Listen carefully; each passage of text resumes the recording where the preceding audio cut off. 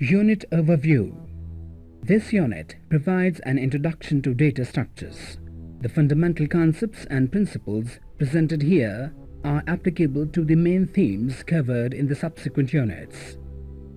The unit begins with an overview of data types. It then discusses the distinguishing features of data structures and their organization. Finally, the concept of abstract data type is introduced.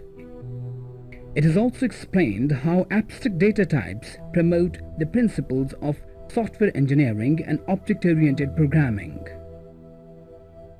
Objectives. After completing this unit, you should be able to understand the concept of data structure, distinguish between data structures and data types, learn how data structures are organized in computer, describe the characteristics of common types of data structure, understand the concept of abstract data type, describe the advantages of abstract data type. In computer science, data structure is a study of various ways of organizing data in a computer so that it can be used efficiently.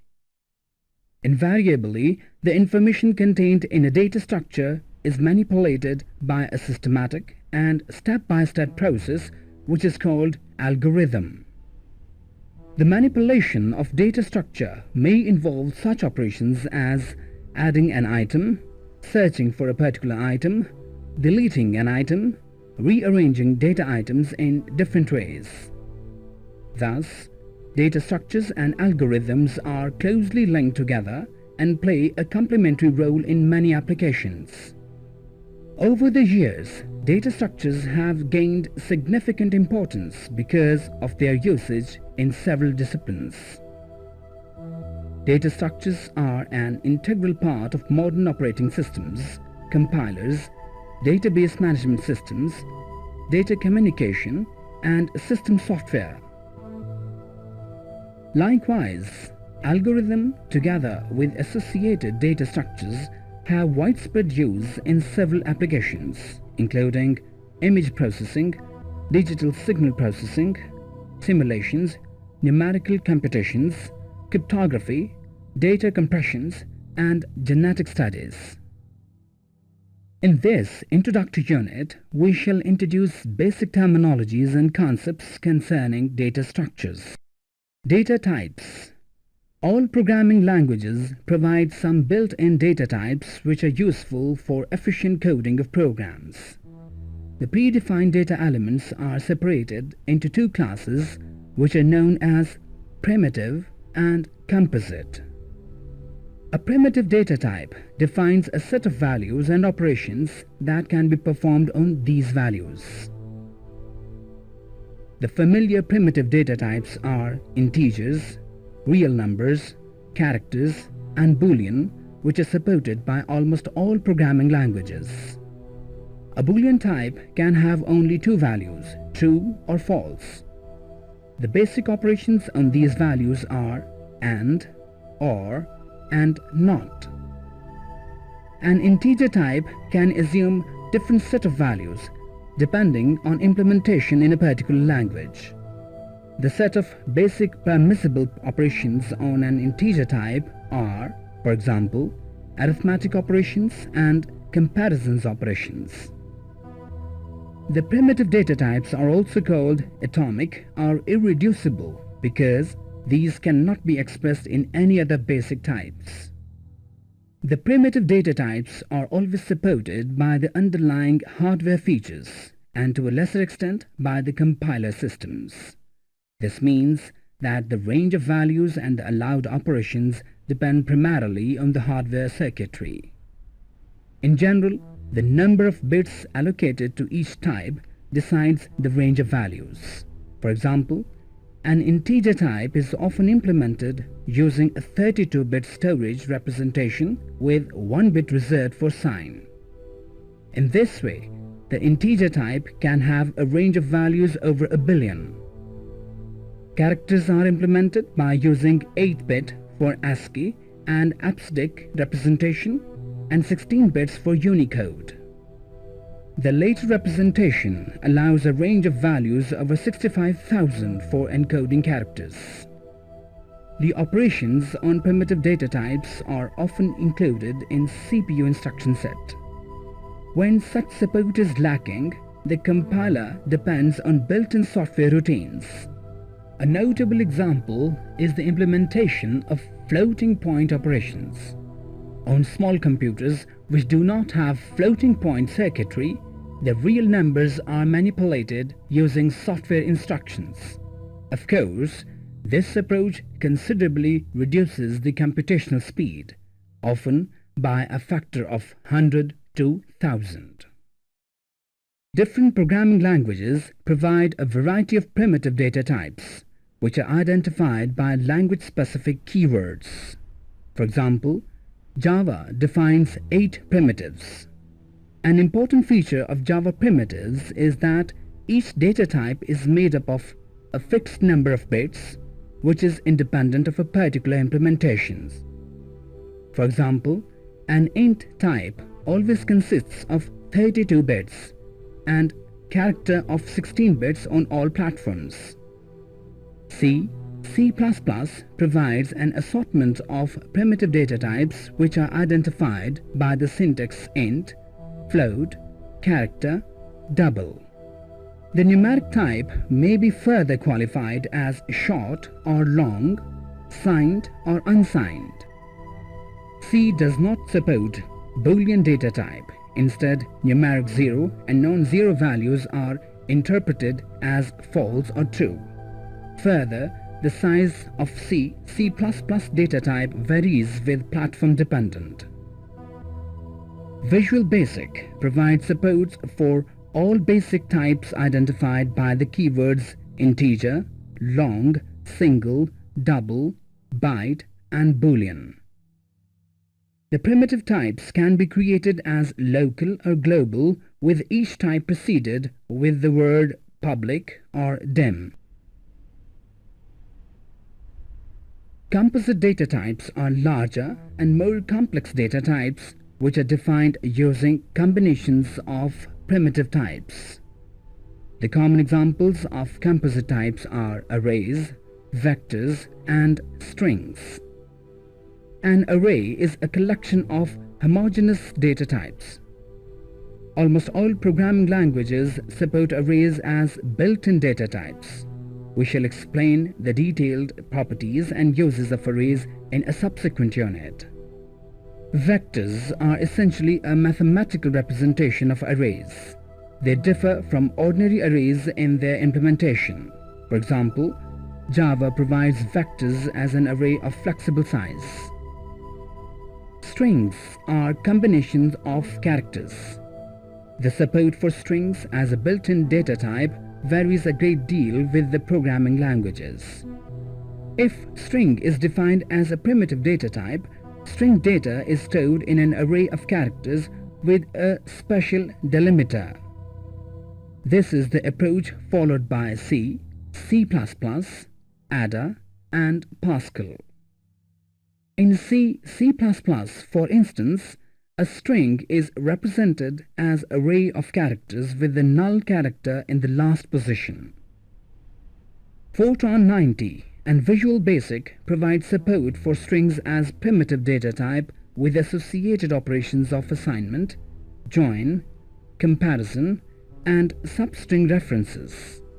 In Java, strings are supported as built-in type of string class. Data structure.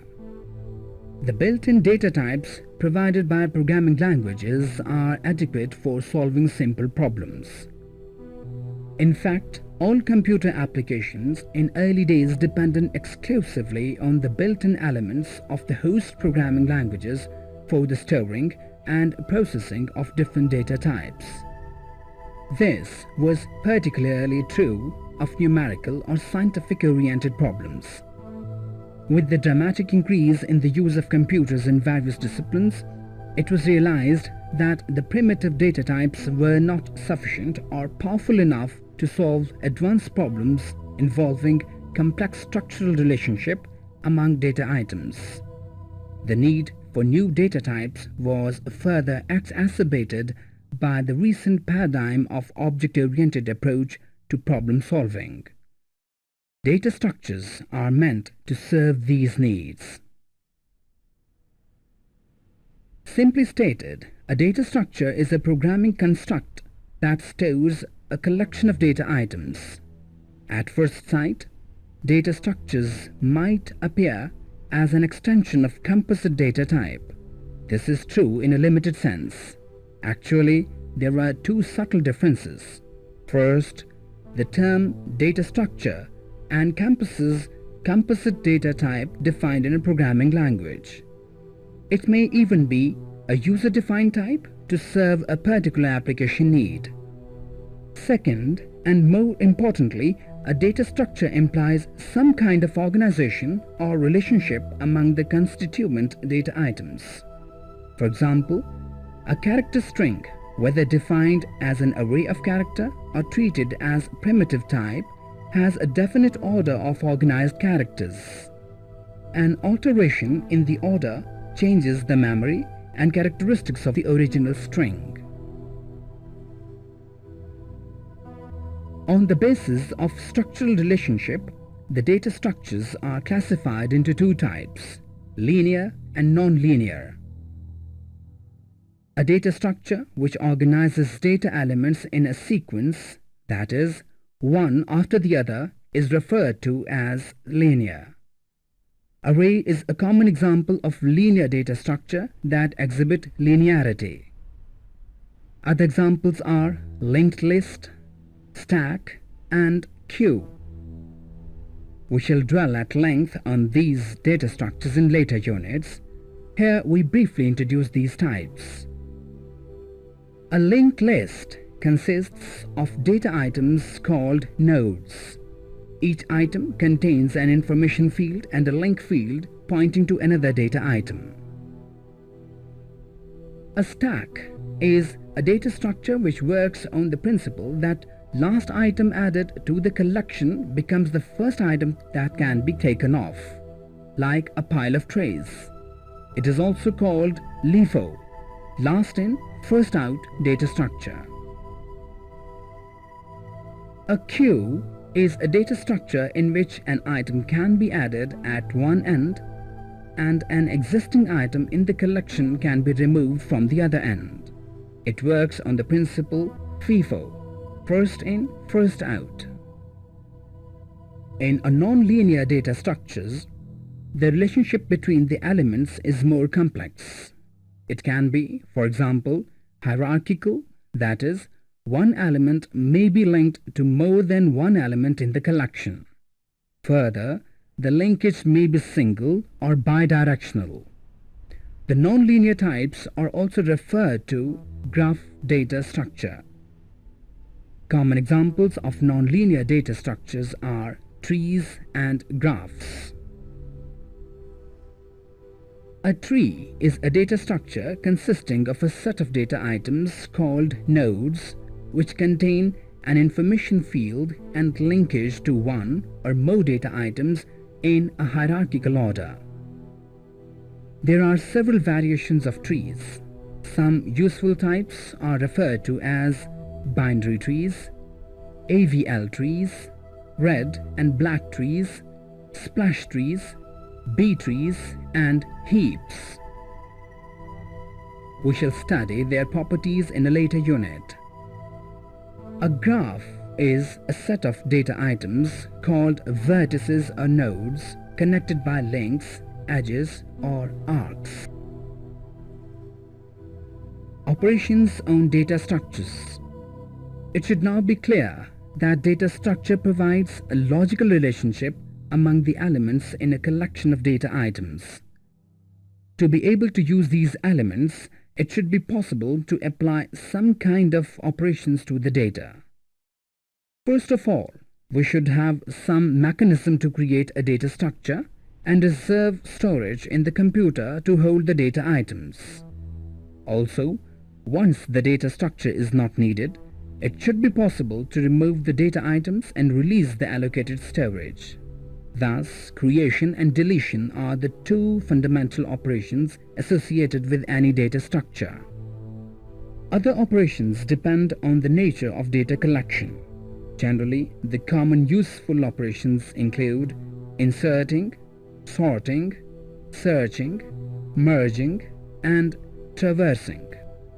Inserting involves adding a data item in a specified position to the data structures. Sorting consists of arranging the data items in specified order. Searching means finding a given data item in the data collection. Merging involves combining two sets of data items belonging to the same structure into a single set of items according to some defined criteria. Traversing means accessing each element of a data structure at least once. This operation is particularly useful on trees and graphs.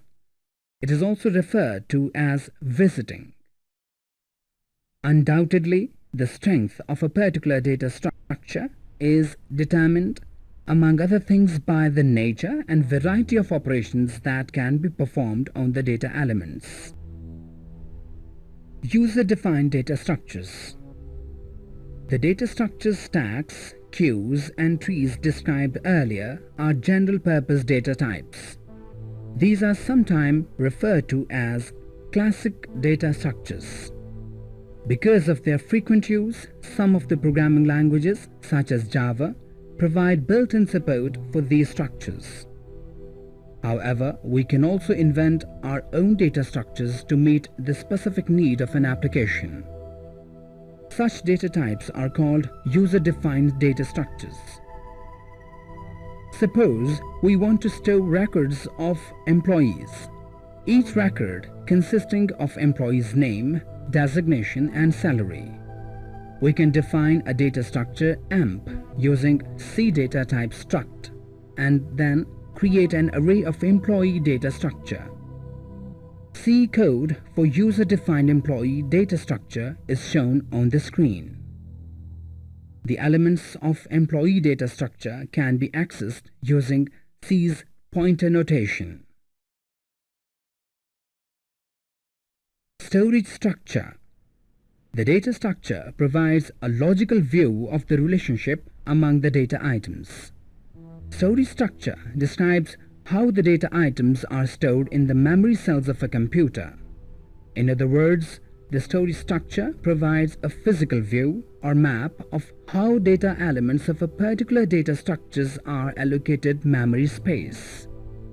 The elements of a data structure may be stored in computer memory in consecutive storage location or in disjoint locations. Each memory location is identified by a unique number which is called memory address. For example, the characters A, B, C belonging to same data structure might be stored in consecutive storage locations identified by memory addresses 1000, 1001, 1002 as shown. This arrangement enables us to access the elements rapidly. In order to retrieve the elements, we need to know the address of the first element in the data structure. The other elements can be accessed by simply moving to the consecutive memory cells. Alternatively, it is possible to store the characters A, B, C in non-contiguous storage locations. For example, A might be stored in location 2000, B in 3000, and C in 4000. However, in order to establish the relationship between A and B, we must provide information somewhere about the location of B. This information can be placed next to A. It is called pointer or link. Thus, storage location 2000 would contain character A. At location 2001, it would contain address of the character B, which is 3000. The arrangement is shown on screen. Abstract data types. An abstract data type is a relatively new concept for describing the internal organization and functionality of data structures. It is meant to combine the description of a data structure and the set of operations that can be performed on the data elements. More precisely, an abstract data type, commonly referred to as ADT, has the following characteristics. Number 1. It provides a description in terms of data types of all data elements that make up a collection. Number 2. It defines the relationship that exists between individual elements. Number 3. It groups together all the valid operations that can be performed on the data elements and parameters that can be passed. Number 4. It specifies error condition in particular operation, if any, that may be associated with the operations. Consider, for example, the data structure stack, which we defined earlier. In order to construct ADT stack, we would need to specify at least two basic operations called push and pop. Push will add an item to a stack and pop will remove it. Other auxiliary operations might be: top will return a copy of the top element without removing it from the stack. Size operation returns number of items currently stored in stack, and isEmpty returns true or false accordingly as stack contains at least one data element or contain more. The set of operations included in an abstract data structure is called an interface. It would follow that the elements of data structure can be manipulated only through the interface. Suppose in a program we want to access the elements of ADT stack. The program should send the request to the data structures via the interface. It can get the requested element through the interface. This is shown on the screen. It is emphasized that the operations and data items in an abstract data type are all hidden from the user. A program cannot modify the operations, nor can it add new operations to the data structure. It will be seen that all built-in primitive data types are in fact abstract data types. For example, primitive float represents a range of real numbers on which we can perform basic arithmetic operations. However, we cannot add any new operation such as exponentiation to the predefined float type. Also, we cannot enhance or modify the range of values allowed by the built-in primitive float in any particular language. It should be noted that abstract data types does not specify how the data structure and associated operations would be coded in a particular program. It also does not describe what storage structure should be used, that is, whether the data elements are stored in consecutive memory cell or in disjoint areas. In other words, abstract data structures do not provide the implementation details. The user can choose any of the several available options. For example, an ADT stack may be implemented using an array or a linked list. In a software module, ADT can be viewed as a layer between the application that uses ADT and a component that implements the ADT. This is shown on the screen. The interface of ADT remains the same regardless how the data structure and operations are actually performed. Some of the high-level languages such as C, C++, and Java have built-in features which can be used to implement a variety of ADTs.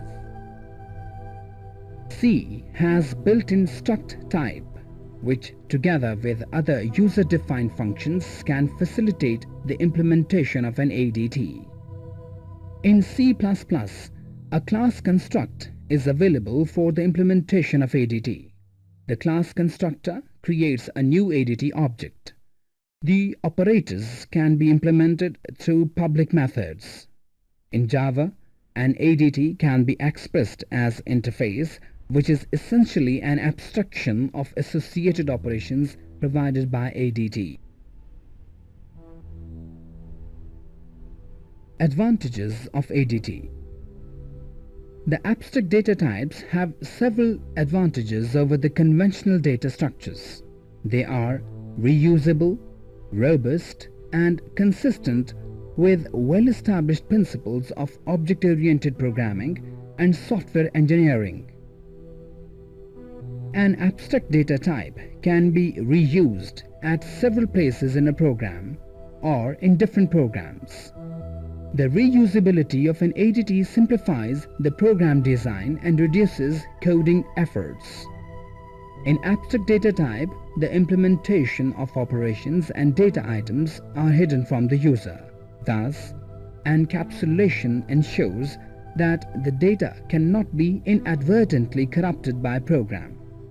Further, the working of various operations integrated into an abstract data type cannot be tampered by a program. Thus, an ADT ensures a robust data structure. Finally, the ADT approach is based on the software engineering concepts of coupling and cohesion.